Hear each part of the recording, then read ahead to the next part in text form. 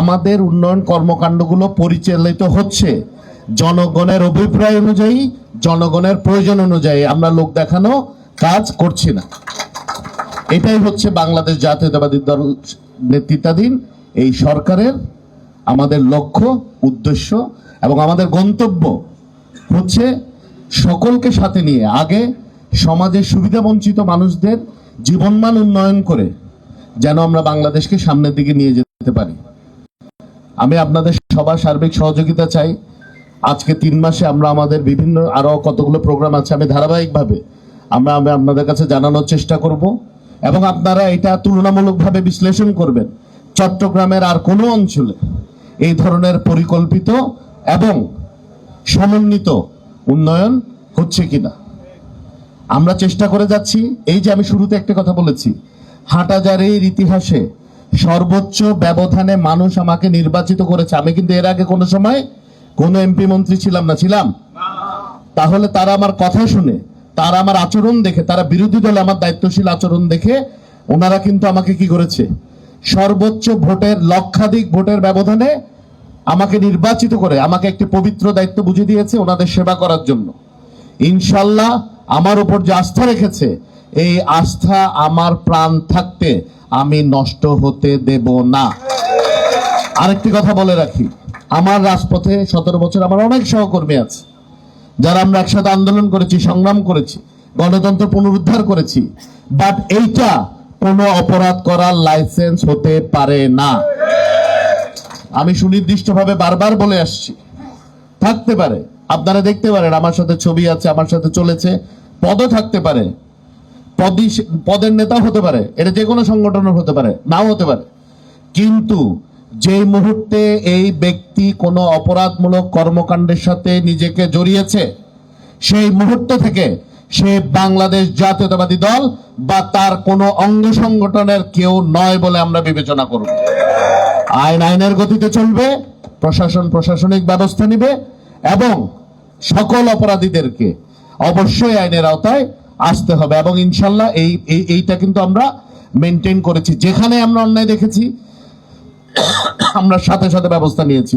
আপনারা দেখেছেন একটি অবৈধ জায়গায় বিল্ডিং বানিয়ে ফেলছিল সাত্তারঘাটের ওখানে, সাথে সাথে কি এটা আমরা করেছি। কালভার্ট, এখানে কালভার্ট ব্লক করে দিয়ে তারা কনস্ট্রাকশন ইয়ার্ড করেছে, এটা আমরা করেছি। বাস স্ট্যান্ডে আপনারা দেখছেন 50 বছরে কেউ এখানে হাত দেয় না, কিন্তু আমরা জনগণের সম্পদ ফেরানোর জন্য আমরা সেই ব্যবস্থা নিয়েছি। এই ধরনের কর্মকাণ্ড ভবিষ্যতে অব্যাহত থাকবে। আমরা আপনাদের সহযোগিতা চাই, বিশেষ করে আমাদের যারা সংবাদ মাধ্যমের কর্মী আছেন, আমাদের যারা সংবাদ মাধ্যমে আমার সহযোদ্ধা আছেন, সহকর্মী আছেন, আপনাদের সহযোগিতা চাই। কারণ আমরা চাই এই চট্টগ্রামে হাটহাজারী বায়েজিদ তথা চট্টগ্রাম 5 বাংলাদেশ 282 সংসদীয় আসনকে বাংলাদেশের 300 আসনের মধ্যে একটি মডেল সংসদীয় আসন হিসেবে আমরা রূপান্তরিত করব।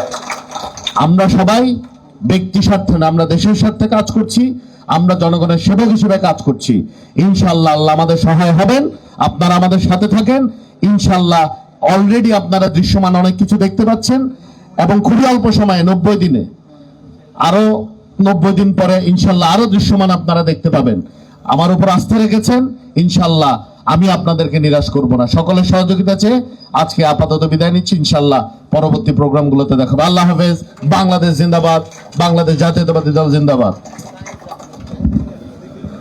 ধন্যবাদ স্যার, আপনাকে আবার ধন্যবাদ জানাচ্ছি। আমাদের মাননীয় প্রধানমন্ত্রীর যে নির্দেশনা, আমরা এই হাটহাজারী পৌরসভাতে নাগরিকদের এমনভাবে আমরা সেবা দিতে চাই তারা যেন বুঝতে পারে দেশের মালিকানা তাদের। আমি আমাদের এখানে সরকারি দপ্তরে যে সকল অফিসার আছেন, জনপ্রতিনিধি সহ সবাইকে আমরা বলতে চাই আমরা আমাদের সেবা দেওয়ার ক্ষেত্রে এটি মনে রাখবো। স্যার, এই পর্যায়ে আমরা কয়েকজনকে আমাদের বিজিএফ চাল উঠে দিব, একটু আসতে হবে ওই পাশ থেকে, একটু সামনে নিয়ে আসো। দুজনকে, আচ্ছা হ্যাঁ।